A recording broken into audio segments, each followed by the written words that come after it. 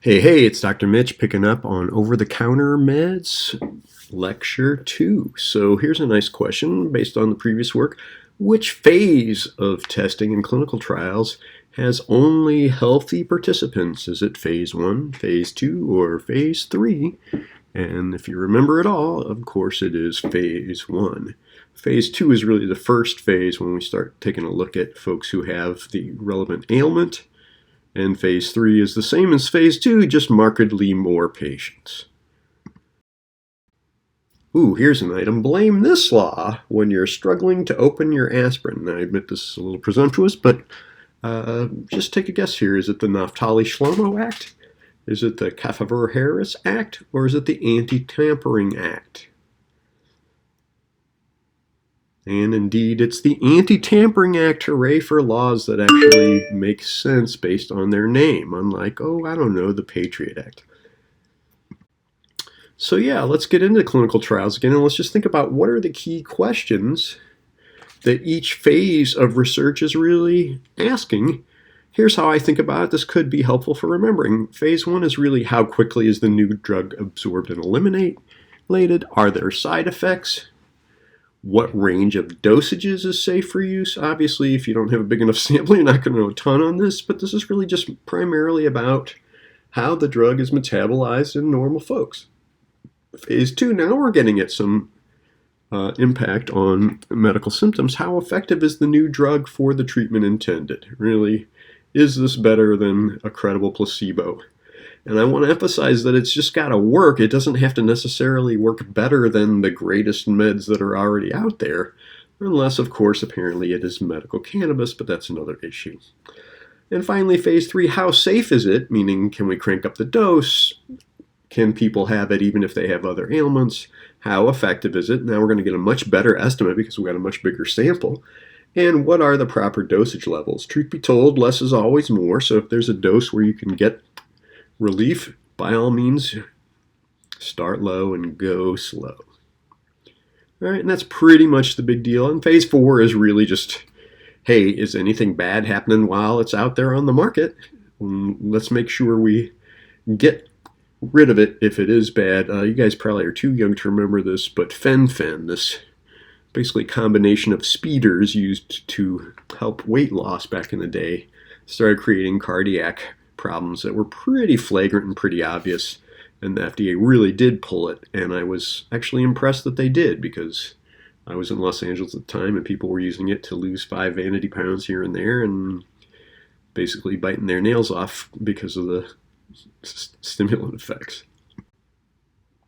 So what's the deal with drug patents? Well, the FDA approves a patent and you get exclusive rights to offer it under its own brand name for 20 years, but those 20 years start when the original IND is submitted. So when that investigative new drug application goes to them, even if it takes 5 years to do all phase 1 and phase 2 and phase 3, you only get 20 years total. Now, it sounds like a long time as patents go. It depends on your opinion of what a patent is supposed to do. But truth be told, this does, when the drug is good, make a ton of money for drug companies. The very second that patent ends, you'll see the generics just flood the market, and it is pretty astounding how they are markedly cheaper, almost always just as effective because it's the exact same thing. So basically, if you know a drug is about to have its patent run out and you're usually taking it, by all means, look forward to getting an inexpensive generic version as soon as it's over.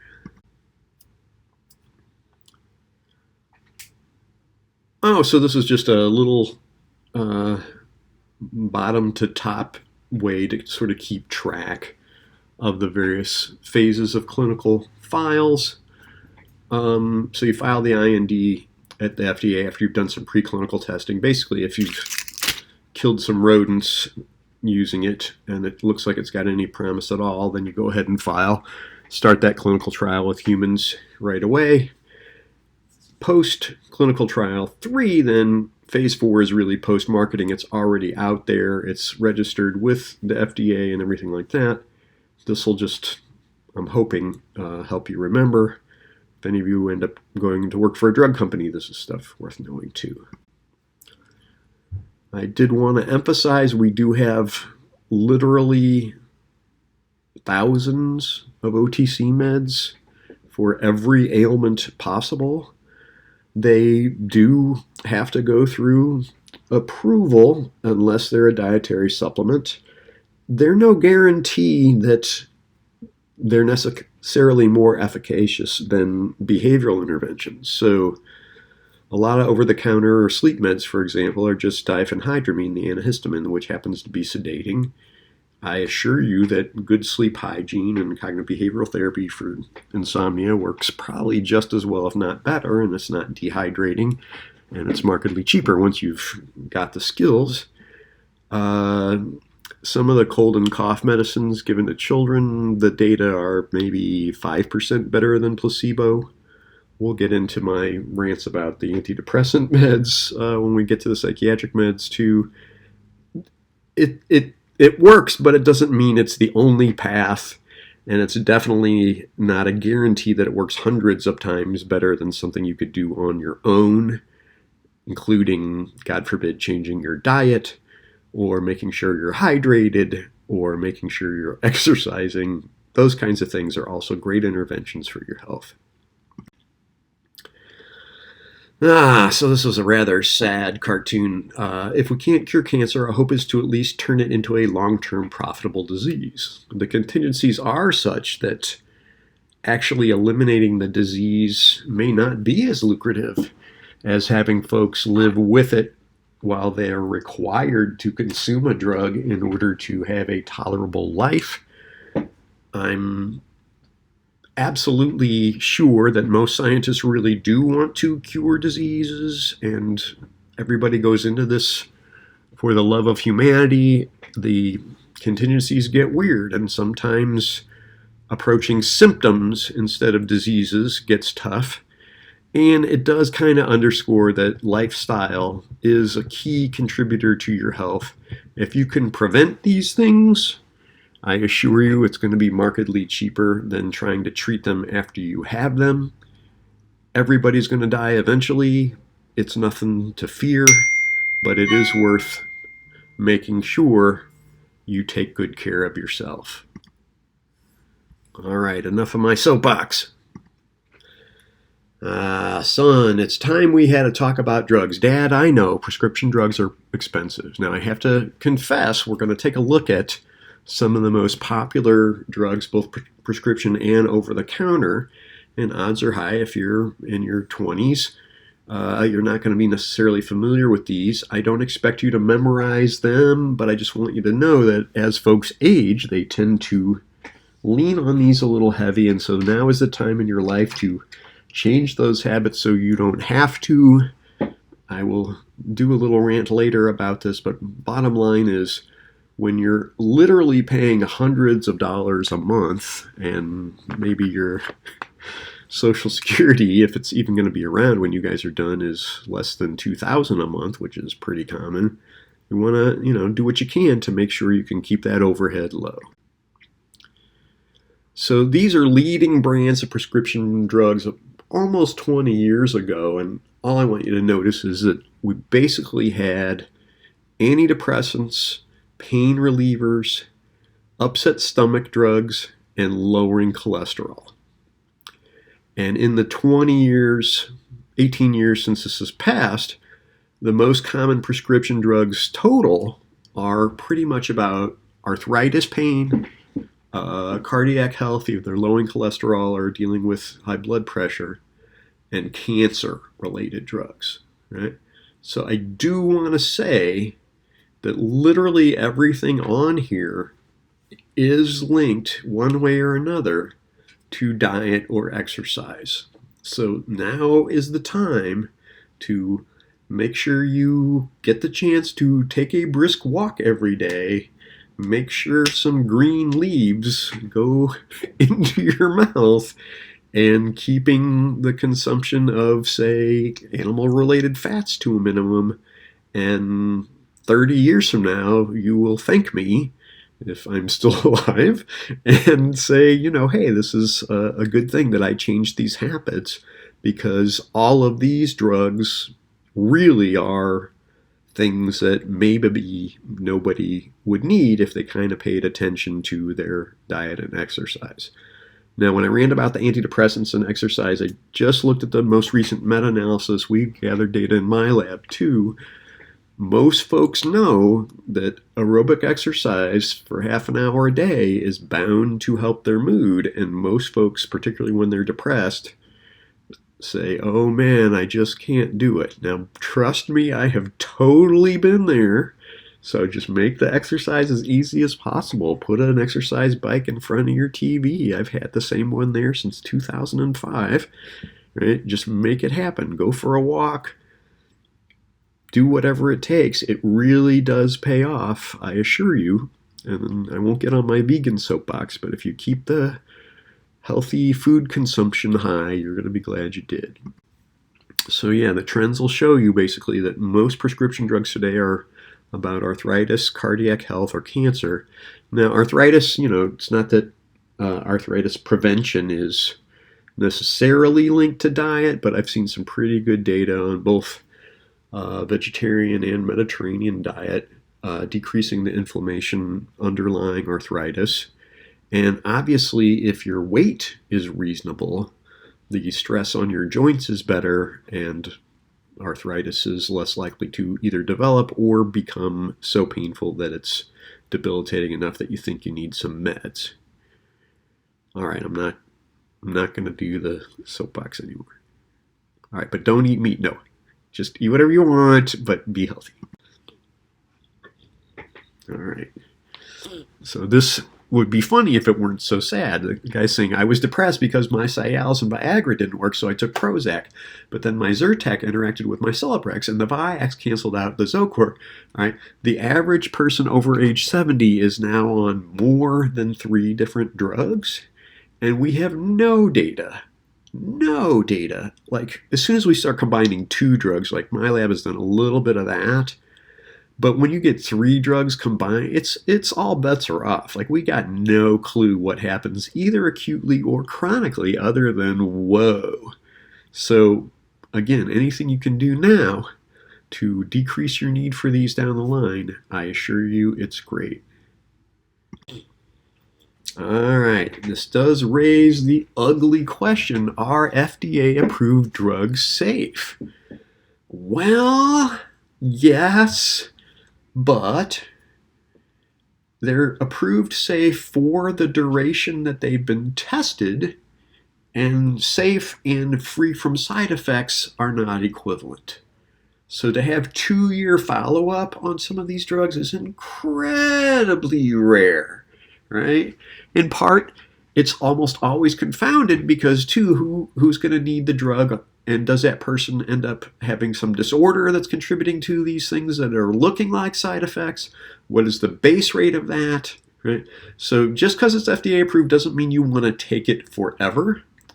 Prescription drug misuse is common. All right. So we'll talk about it when we do the stimulants. But my lab's done some work on methylphenidate, Adderall, things like that. And truth be told, these so-called study drugs are really hard on your cardiac system and don't really seem to help you study.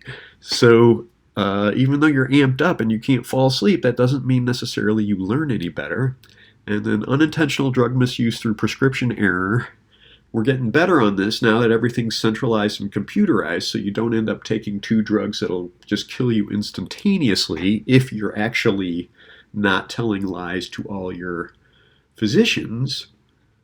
But at least a couple times a year, somebody ends up dying because they've combined prescription drugs in ways that they shouldn't, or they had some weird herbal supplement that is altered by the consumption of another drug, and nobody told them, right? And they never thought to mention it to their physician. Now, I will be the first to admit that MDs don't know shit about some of this stuff, too. So my poor doctor has to listen to all the crazy things that I do, and I have to be on top of this stuff myself. I love the guy, but like he can't keep track of the crazy herbal things I'm necessarily ingesting. So you got to be responsible. Get on Google Scholar yourself. Email me if you have questions. We'll make it work. So I just like this because it says, warning, contains FDA-approved drug, right? It's, again, no guarantee. So former prescription drugs now sold over the counter. What I want to emphasize here is a lot of times over-the-counter drugs used to be by prescription only, and in sort of the equivalent of phase 4, we realized, hey, they're really probably no more toxic than a lot of our over-the-counter drugs, especially if we lower the dose. Right? So Benadryl, you guys have all seen. I mean, it's over-the-counter now. It's diphenhydramine hydrochloride, really sedating, really, really absurdly dehydrating. And truth be told, at 50 milligrams, it's markedly harder on driving than cannabis, I will tell you that. Right?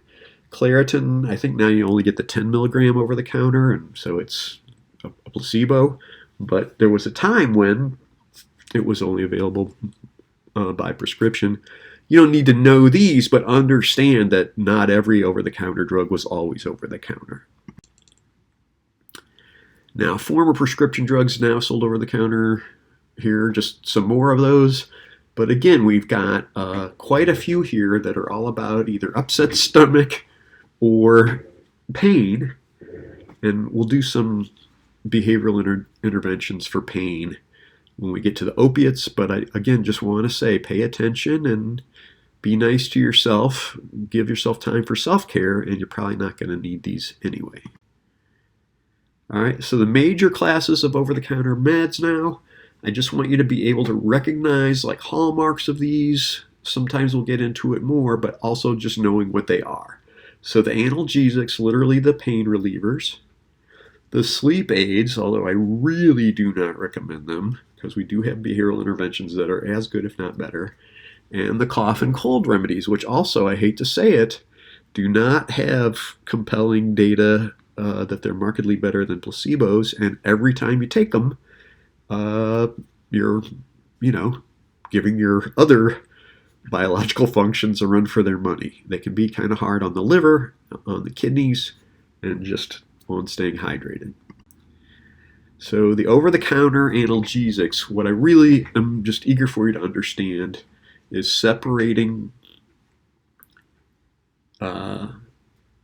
aspirin, right, from some of these other drugs.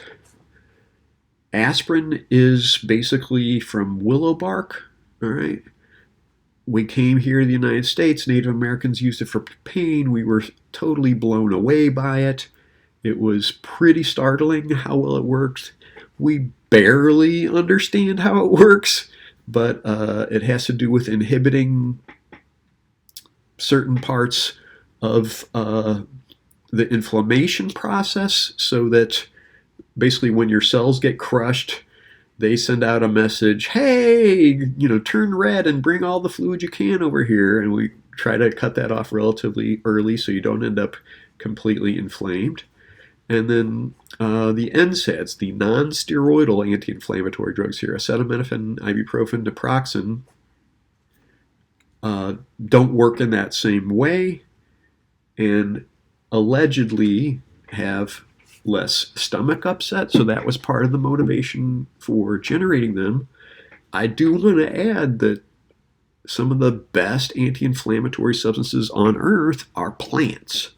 Turmeric, ginger, garlic, right? Obviously, drug companies don't make a ton of money if you go eat a gram of ginger, but I assure you, chewing a gram a day does wonders for inflammation generally and might be a big plus compared to something like aspirin that is definitely hard on your liver. All right, so Motrin and Advil are ibuprofen. Tylenol is acetaminophen. Naproxen is Aleve. Allegedly, the advantage of naproxen is it has a longer duration, so you take it less often. A lot of physicians are very much behind ibuprofen and that it's an anti-inflammatory that's really effective, but I should add that the antipyretic, all right, PYR, the word for fire, like pyromaniac, the antipyretic effects are pretty much only in aspirin. So if you've got a fever, some of these other ones really aren't going to be much help. And I just want to kind of emphasize that. It's my little migraine boy cartoon. Yes, aspirin is good for migraine, but I want to emphasize that migraine prevention is better than anything else. And unfortunately, it does take a whole 15 minutes of sitting and like paying attention to yourself and lowering stress. Different people have different precursors to migraine. So a couple people I know have these little light flashes and they know, oh shit, I'm going to get it. The one well-documented use of medical cannabis is if you intervene then, if you run for your vaporizer right then, vaporized flower, and hit it, your chances of having a migraine drop pretty dramatically. But of course, I wouldn't want any of you to break the law, so see if you can get your physician to get you that medical license. And then a couple of key notions about aspirin. Yes, we do see reduced occurrence of a second heart attack in folks who take low doses, reduced episodes of TIAs, mini strokes. So yeah, you're not going to be as likely to have one type of stroke, but unfortunately you're increasing your chances of having another kind. So I don't want to say, oh, take a preventative aspirin to prevent a stroke, because you're just kind of changing your opportunities to have a different one. Reduced risk of colorectal cancer, but again, I would emphasize there are other anti-inflammatories that would work as well or not better, or don't eat that fucking pork. And finally, possible reduced risk of Alzheimer's disease. So I was super skeptical of these data, but it's replicated twice now. Again, I don't think it's a great idea to take aspirin every day if you don't need it. If you do get genetic testing and see you're at risk for Alzheimer's, consider regular consumption of plant-based anti-inflammatories before you go with aspirin, because we have to offer considerable caution about aspirin in that it increases the risk of gastric bleeding. It increases your blood clotting time, so you know when you get a tooth pulled, if you've had aspirin in the last 10 days, they usually won't do it. And if you ever have surgery or anything and you've been taking it regularly, you're going to bleed and bleed and bleed. And then definitely do not give aspirin to kids. Depending upon whom you ask, before age 15, certainly before age 12, they are at increased risk of Reye syndrome. Reye syndrome is... it's so incredibly rare you wouldn't think it makes a big deal, but well, we'll get into it. This is all right, we're about 25 minutes in. Let's go ahead and take another break, and I promise to wrap this up in Over the Counter 3. Thanks so much for staying with me.